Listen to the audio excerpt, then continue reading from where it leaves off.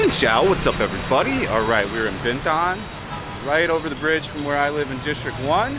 We're going to Little Tokyo, the other Japanese area in District 1 essentially. I mean, this is Bintan, but it's just as much almost District 1. So it's completely different to Japantown. There's absolutely no lady bars. There used to be a few. They'll probably come back at some point. The first place of contention I want to talk about, this video is going to be about don't sleep on this hidden drinking area. My first bar I usually stop off at is Corner 19. It's a Japanese bar. It is Sunday, so they're closed on Sunday. Some Japanese places do that. So we're going to walk into it. Now I've done tours here before. I'll try to include a few of them. This is more so going to be that this place is becoming an emerging drinking area. It used to be not as popular as a drinking area, and it was a drinking area, but not until later at night. It used to be like a midnight to 2 a.m. spot. Now it's becoming like a, you know, this is what I've been doing my weekend live streams. And you see when we come in here that there's a lot of people now. So, of course, if you haven't seen that tour and you're new to the channel, this is all Japanese restaurants down here. And Tori Show number 2 is down here. Yakitori, all kinds of good food. There's some Indian restaurants as well. This place has a shit ton of great food in it. So we're gonna focus on the bars. So yeah, you just walk down here. The reason why I started recording off the street is so when people ask me how to get here. So you just take the main stretch, take a left down here at Farm City, take a right, and you're into it. For me, this is one of my favorite places to come drink. No specific spot. I just like that I can walk here in 5 minutes and it's super chill and there's all kinds of cool people. Usually every time I get done doing a live stream, a couple people say hello to me that watch the channel, and it's easy to strike up conversation here. It is pretty expat centric, which I don't mind in small numbers. But yeah, I've been having a good time down here. There's a pho shop over here that does pretty good business. I've never tried the pho, but I imagine it's pretty good. Oh no, I think it's a pho. Oh, some welding with barely welding goggles on. Always a phenomenal idea. I'll probably use one of the girls from the car show and clip her out and then put it in the thumbnail here to generate page views. So first thing we're gonna do is walk down here for some honorable mentions. It's gonna look totally dead now because it's Sunday night. It doesn't need to be alive to show you. So the first thing over here is the Roman pizza place, Oliver's Pizza. This pizza is pretty tremendous. I absolutely recommend it. After 10 p.m., that's smart. So they made a deal with Lou Bar to have pizza after 10 p.m. Great idea, but this is a square slice Roman pizza. It's delicious. Very, very good, very slept on restaurant. I highly recommend you come check it out. This place is, I think, new, but it's also been doing pretty well. There was a gigantic crowd out here last night. It's called Movers and Shakers. So it's a lot of these like higher end bars like this down here. Like if you take a look, you can see they've got like nice Japanese whiskey, Japanese vodka. Again, another little like bar. Like this area actually has straight up like real Western style bars, unlike almost any other area in Saigon that I know of. Like these are actual bars. These aren't like beer clubs like how Vietnamese do. This is a legit actual sit down, sit with your mates, have some beer bar area. So it's different from anywhere else that I actually know of in Saigon. I think it's a completely slept on area. Once people find out about it and come here, that people often frequently come back over and over and over. So this is Alto. This place closes pretty early, like 10, but it's really good. The food here is really good and the drinks here are good. This place is open pretty much all night, Birdie. This place is also great. I've met plenty of subscribers in here, cool guys. This is where I usually sit during the stream for the last half of it. This place is packed on weekends. What's the name of this place? I always forget the name of it. Koya. So this place is usually bumping all weekend too. I usually sit here or here, but it's usually completely full. The food was, the only thing I ever tried was the quesadilla last night. It wasn't good. So Notorious is also very popular. It's bumping off. Every Friday and Saturday you can come down here. This guy's really nice too. We've interviewed him before on camera. He probably remembers. Again, as you see, the general vibe that you're seeing, it's all pocket bars. So the yakitori type deal. And then there's more down here. Draft beer, whiskey, bourbons, Hot Rod Garage. I've never drank at Hot Rod Garage. Victory, I don't think I've been in there. I think that's a newer concept with the motorbikes. I would remember that. I have drank in here. So this place is good too. Hot Rod. There's lots of Japanese guys that live over here. This is like a Japanese area, what it originally was. And then it's spawned into this like nightlife bar area. Here's Mad Wine Bar. Never been in there. And here's my buddy's bar, Lou Bar. He's a nice dude. New Sky Bar. It's a pretty decent bar. This is the most popular bar in the area though. The Rabbit Hole. It's an Irish pub. I came here last night. Usually not really my vibe. It's a little bit too packed and a two-bit like expatty for me. And you know, I don't like the outdoor space. It's kind of like just these chairs. It's I get it why people like it. It's just not like a spot I frequent really too frequently, to be honest with you. But it's a really good bar. We come here for St. Patty's Day streams. It's completely packed. There's like hundreds of people in here. You've seen the inside if you've seen the stream, so there's really no need to go crazy and repeat the stuff. It does seem like it's a pretty small bar area. It's like the place in Phnom Penh. It's almost identical in size. Basak Lane. So it's just like Basak Lane. Same kind of bars and stuff like that. Legato. Never been to Legato. I think that's the last one down on this block. Yeah. And then now what I'll do is I'll show you all the restaurants. So to kick it off, bonus type. But I have a great time drinking at all these places. And different folks, different strokes. I know a lot of people that really love the Rabbit Hole. It's just, I don't know, it's not for me. I'm not really a sports bar type of guy. Hibiki. It's the good stuff right there. So some kind of Japanese barbecue probably. Lou Bar's got a great vibe to it. It's really chill in there. The guy that owns it is a nice dude. He's not a friend, but I know him and he's just a nice guy. I'll try to link his video on the first tour I ever did here because I never even knew about this place. I don't even know how I found it. I think I just walked down here exploring from the apartment like the first year I was in it. This place is not often really too talked about. Like if you look up most Japanese stuff, it really goes for Japantown over in District 1 where the Seven Bridges is and the Pasture Bar. But like I said, this is an emerging area. I don't think, I purposely shot it today because I didn't think we needed to shoot it with all the people. Just imagine you've seen the streams and people have been asking me where I've been on the past 3 weekend streams. So I'm showing you exactly where it is.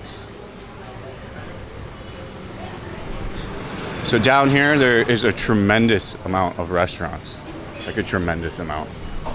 I don't really go out and drink on Sunday. My drinker days are Friday and Saturday, and I don't really get drunk anymore. So we'll keep walking down here. But I wouldn't be surprised if this doesn't even get busy tonight, like in a couple hours. It's early. It's only 6 p.m. Yeah, 6:30.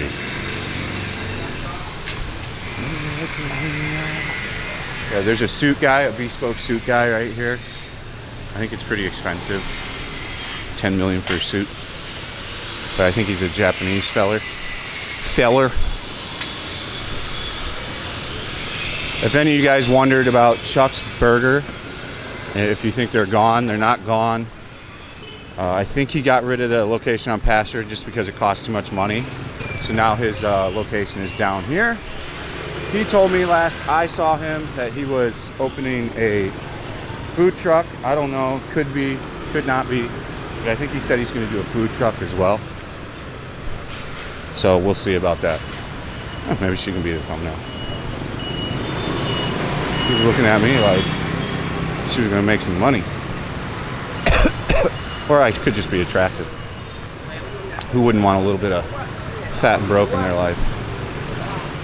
So as we see here, you're gonna see restaurant after restaurant. Here's a bistro, here's a ramen Japanese restaurant. You're gonna see the theme of restaurants is Japanese. Because this was a Japanese area, more so before it became like that bar area. Maru. Cocktail and whiskey, so another cocktail bar. Whiskey bar, little cocktail whiskey bar. Kind of looks like a lady bar, but not. A lady bar used to be down here pre-COVID. 56, I'm sure there's probably a couple lady bars in here. It's so popular with Japanese culture. Here's another one. 56. Tacos Fuegos. Hello. Tacos Fuegos, which is a very okay. You'll see there's no one here probably. There's a reason why no one's ever here. It's just, you know, they've got a weird business thing. I think it's like, I think it was like $1 for an extra little tiny cup of sour cream. And the food just isn't great. If you're gonna get something there, they have like a crunchy Taco Bell like thing. But as you can see, if you take a look at Chuck's, there's a bunch of people at Chuck's. A whole table food of people eating here. Very good burger for in Saigon. I think on a whole, Western food does lack in Saigon a bit, in all of Vietnam. I've had a lot of better Western food. Here's another Vietnamese, or not Vietnamese, Japanese restaurant. They're looking for full-time employees. So this is just some kind of restaurant. I don't know what kind. There's more back here, as we talked about when we first came through. There's a boba. And as you see, as we walk down here, you're just gonna see endless amounts of Japanese restaurants. Emmy's Market, so she gets produce from Dalat. So this is all Dalat produce, which is arguably the best produce in Vietnam, so they say. Here's a yakitori. So if you wanna drink and eat some food with your mates, I mean, you really can't beat a yakitori. There are ones better than another, but it's essentially just meat cooked on a stick. What is this, Joker shampoo booking? Joker happy hour. Oh, there's a hair salon inside of a bar. Okay, I like it. Conception, good job. I think that's a little bit to mix the two, but all good. There's another bar. Sapporo. Let's take a look at the menu. Curious to just see. Oh yeah, Chinese tapas. Meat. Oh, the prices here are really good. Very affordable. Natto. Natto is disgusting. Still can't get my head around natto. That looks pretty good. So they've got a today's menu type deal.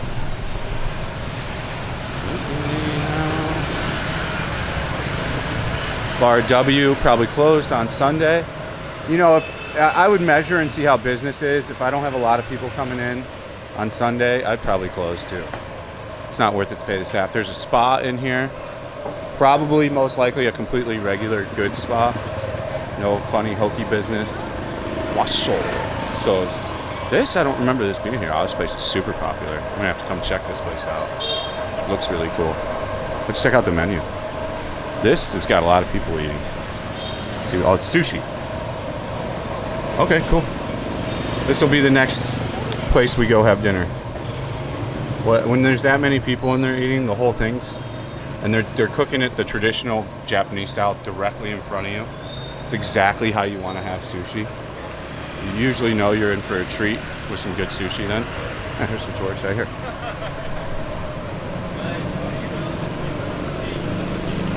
So I mean, there's really actually a shit ton of stuff to another Japanese restaurant or bar.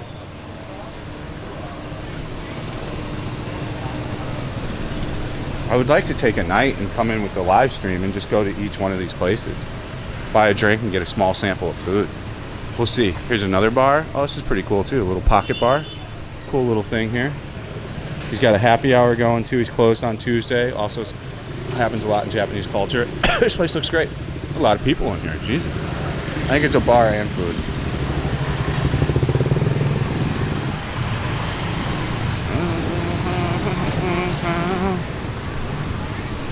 So as you turn the corner here, there's even more. There's actually a lot of stuff to do here, in my opinion. I think it's down here. Yes, no, maybe so, maybe one more down. I don't know, can't remember. I think this is the right way.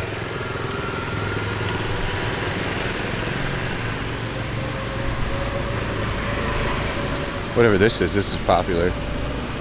Probably the like cheap 15K noodle bar. Bassiano. Slightly open. But as you can see, the theme here is actual bars. And they're not going to be lady bars like in Japantown that are a complete freaking ripoff, man. They've gotten so much more aggressive with the pricing, and I'm pretty much over Japantown. It used to be a pretty cool place.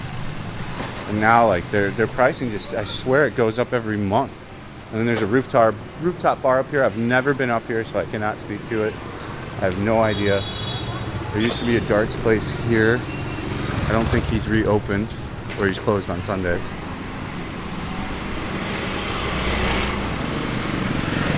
I'd imagine the move is to close on Sundays, because most people are taking rest on Sunday. It's a Japanese dude, and he's got his wife here, or he's married to a Vietnamese. He's going to be at home on Sunday. It's a day to spend with your wife. There's sushi. Oh, this place is packed. It's pretty impressive. So it looks like more like Vietnamese sushi. So there's even more here. If you just explore and walk around, you'll find that there's even more. Oh, we don't want to go this way. This is a shortcut. So if you're down here and you want to get back over to District 1, just go down this alley and take a right. And then you can avoid all of everything, which is pretty interesting. So I overall give this area a pretty high ranking, especially if you're just going out, you're just drinking with the boys, or you casually want to have a drink where it's not loud. That's the other really great thing about this area, is it's not loud. None of these bars are playing loud music. You know, it's all conversational bars. You know, it's actual like real deal bars. It's completely different than Boivin. It's just like even the Japantown bars. They've all got like a laptop hooked up and some pretty loud music going, which people like. You know, dudes will jump on there and they'll play their music. But here, it's all, there might be some music playing. It's low in the background. It's all just a conversational place where you can actually like talk to somebody. I really, really, really like that. I definitely recommend you come check out this hidden drinking place. You're gonna have a tremendous time here. Just remember that the Japanese bars aren't gonna be cheap depending on what you drink. You know, if you're having Japanese vodka or Japanese whiskey, that shit's expensive. So it's probably gonna be $4 to $6 because a bottle of that shit costs $100. So just know if you're gonna drink the good stuff, you're gonna pay. The first bar I showed you, corner 19, has 35K Sapporo draft. That's why I like to drink there. And I like the street watching view from there as well. So, all right, everybody. That is the video. I hope you found this helpful. Definitely come check out Japantown. I think you'll love it. Or Little Tokyo in Bintan. Tremendous area. Totally different from kind of anywhere else you've really gone and drank here. So, as ever, if you haven't subscribed, subscribe to the channel. Smash that like button and leave a comment. Let's go, baby. I appreciate it if you do. So stay frosty. See you on the next one. Peace out.